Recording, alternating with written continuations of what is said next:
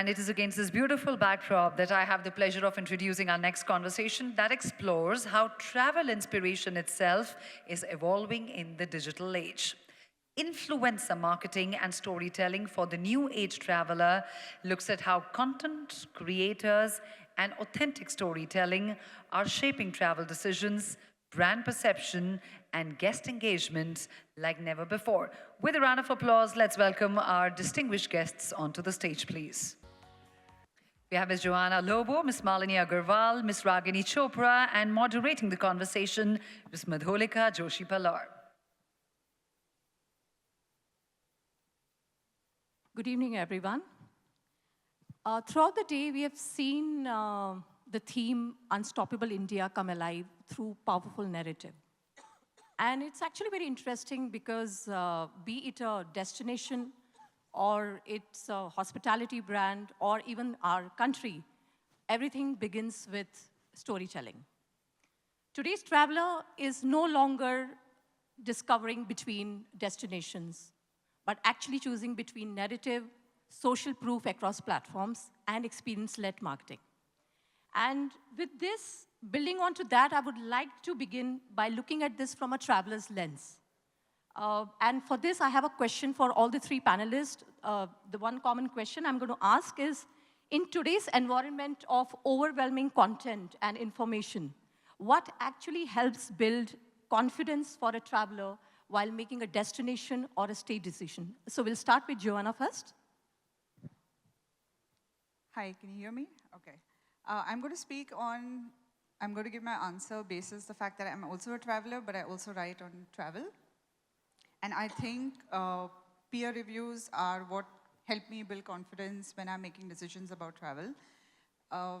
As a Goan, I have grown up with one phrase which is called word of mouth. I think if you've grown up in a small village or in a small town of India, word of mouth pre-internet was what worked, right? You got your information from people you trusted and people who have actually lived that experience.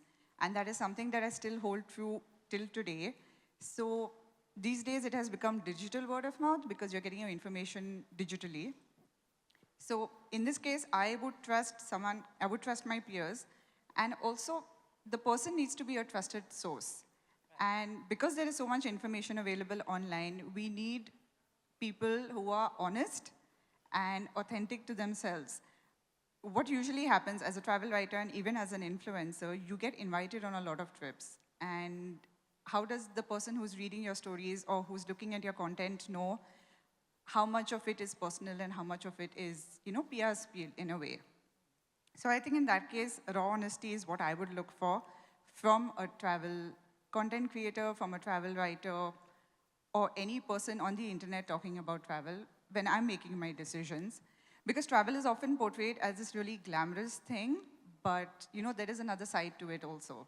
So when I'm looking at people online, I want to know these intimate stories of their experiences. I want to know what went wrong.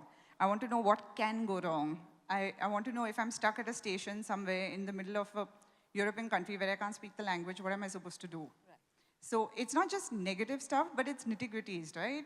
So I want the source to be trusted, and the way I would trust a source is by looking at how honest they are. And I know we throw around this word authenticity a lot, but very few people actually practice it because, especially on social media, you have to portray this filter. Right. But I would like the unfiltered truth, usually. Perfect. Malini, your perspective. So I think, more than Generation Z, we are Generation Me. And for us, we want a travel experience that's more curated to what our needs are. And as a content creator, like you rightly said, we get invited to a lot of experiences. But I think the real thing that people are looking for through the lens of a content creator is social proof. But we also want customization. So it's not so much, is this experience or is this hotel amazing? It's more, is this hotel or experience amazing for me and my needs? Because the traveler is very discerning. And it's become a lot more about who you are or which version of you become when you travel and what that experience creates for you. So I think that's really the future of it. And I think that the interesting thing that's going to happen, especially with AI, is going to be there's so much more customization that can happen. The personalization, the level of understanding that you can have of a traveler is going to be pretty incredible. Ragini?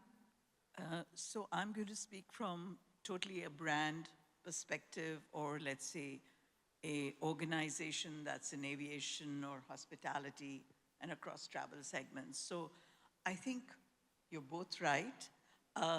Today, it's no more just advertising and a PR story.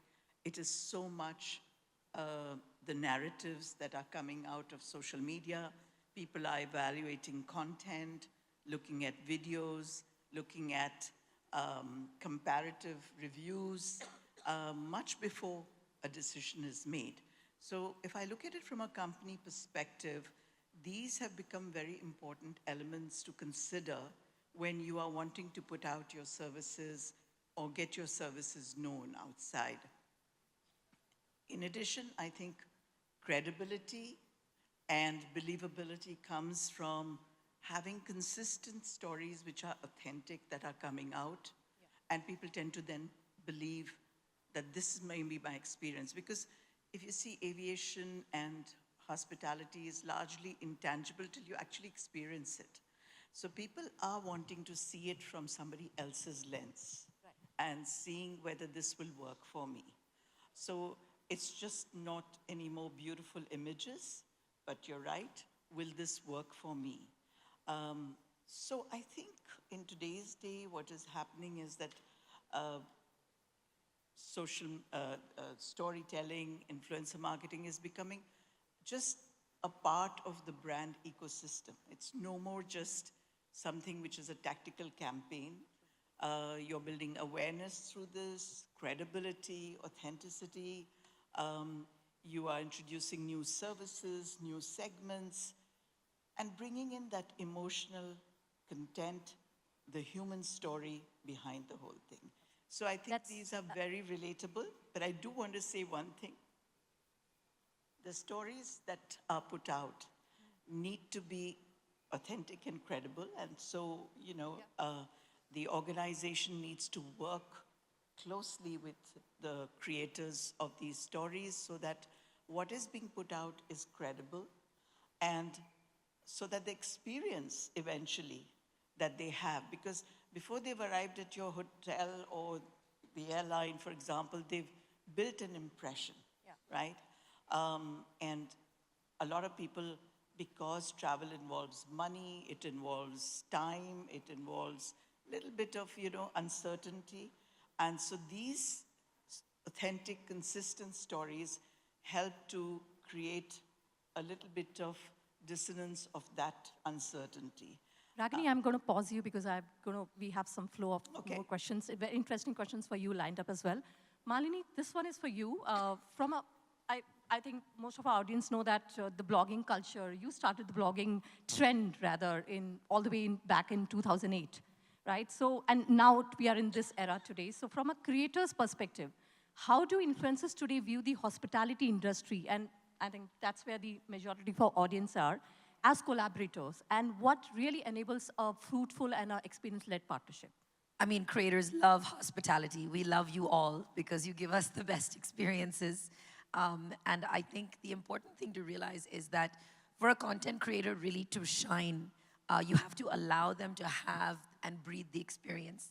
I think the ones that I have been able to cover most authentically and genuinely and uniquely are the ones that are not over-engineered with too much of an itinerary, where this is at 6 and this is at 7 and this is at 8. And you have to give us room, breathing room to create the content.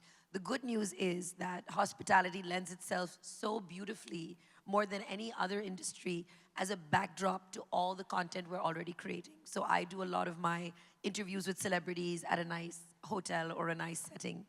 Very often, a lot of shoots for OOTDs, as you see, are done in a nice venue.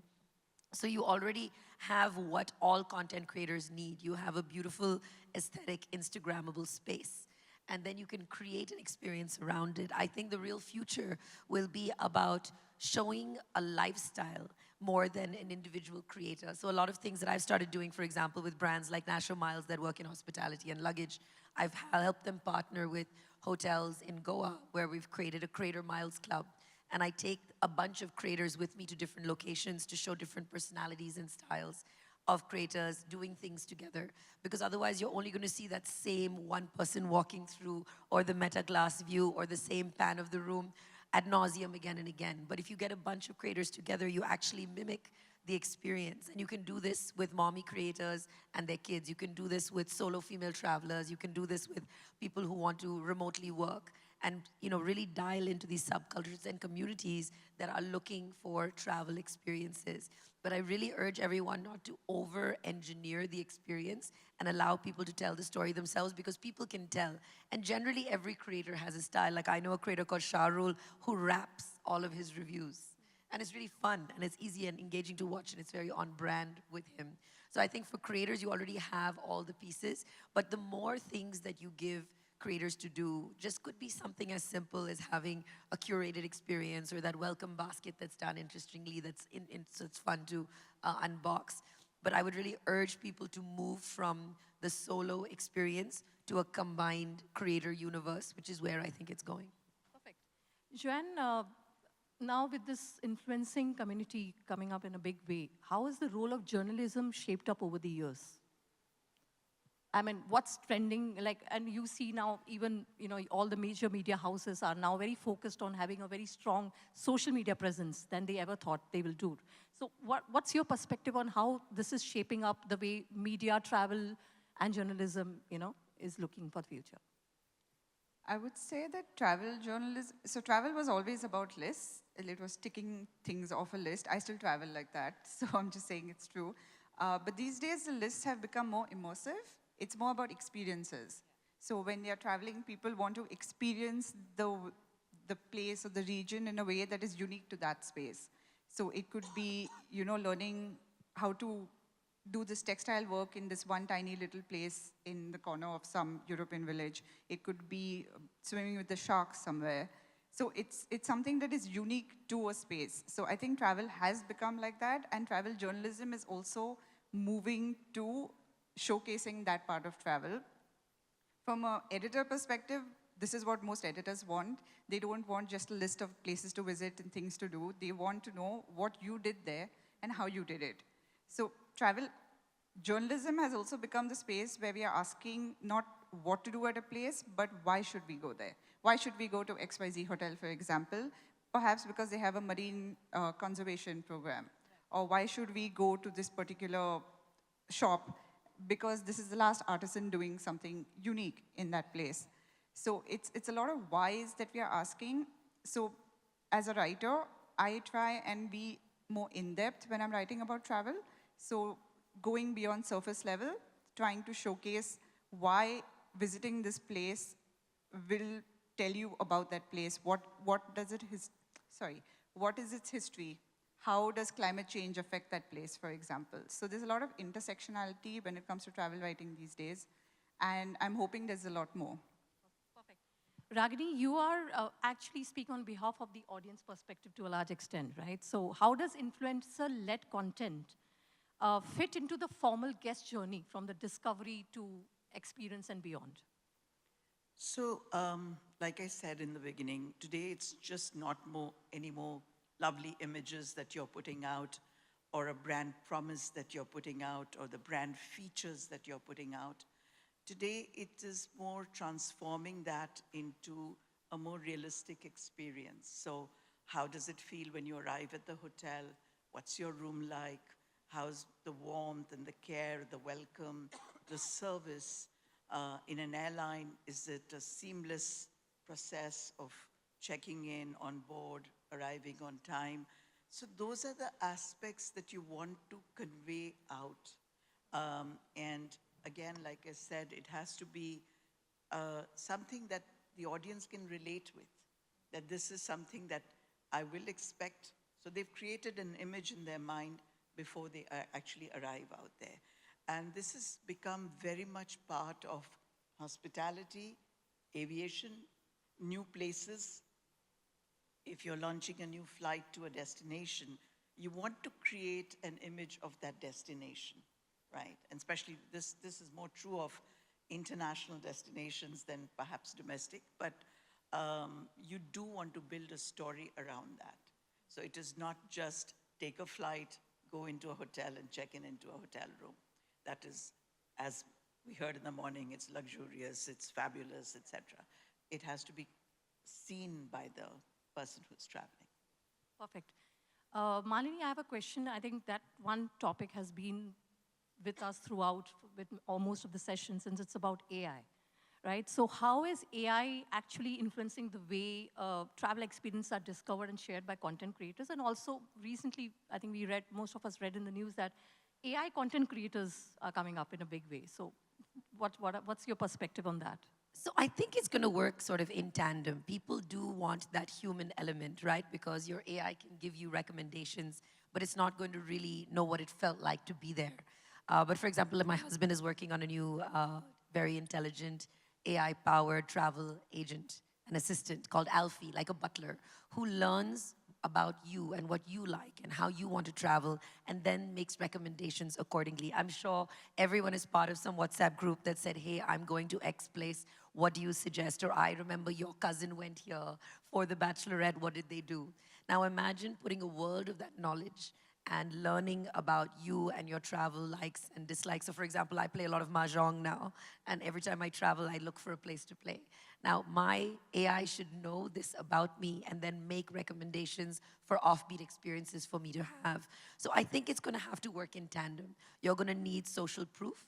You're going to need a world of intelligence that's telling you what's out there. The thing is, it's not like we need more information. There's almost too much information when you choose from things, right? That's why people don't Google and now they chat GPT. But chat GPT also still hallucinates to some degree. So you really want something that's going to be a little more customized and tailored, but will give you, aside from just scraping the internet for every top 10 list, is going to be really customized to what you want. And no two travelers are going to see the same internet in the future. So when I go to buy my tickets or I go to buy, choose a holiday, I will see a completely different customized world based on my preferences, my age, my likes, my dislikes, and my community. And that's kind of what's really exciting about it, because the level of information available is now going to, open the world for a whole host of curators that's job it is going to be to help identify, okay, this is a type A personality and this is what we should feed them. Oh, perfect. Very quickly, Ragini, I want to ask you one thing. I think, again, most of us at the audience also would resonate with this. We always look at, how many followers this influencer has, what's the reach. It's all about numbers, right? It's very quantitative. But from a brand perspective, how do you or other brands evaluate credibility when, collaborating with content creators, influencers, storytellers? So I think it's, reach or the numbers is perhaps the least reliable from a good brand's perspective. It's the authenticity of the experience created and communicated that makes it credible to your audience, that is consistent. And of course, that has to follow with the actual experience, because it is the actual experience delivered by the operational community that really is the brand. And if your story that you have created or helped developed does not translate into that experience, then no matter what you do, nothing will fix that. So as far as good brands are concerned, in fact, most brands are concerned, they make sure that they align the brand content creator with the entire brand strategy. What are the guidelines? What is it that you want to communicate? To whom do you want to communicate? What is the kind of tone that you want? And what's the narrative you want to build? And once that is done, then they are left to do it, experience it, and actually say it in their own words, so that human element comes out.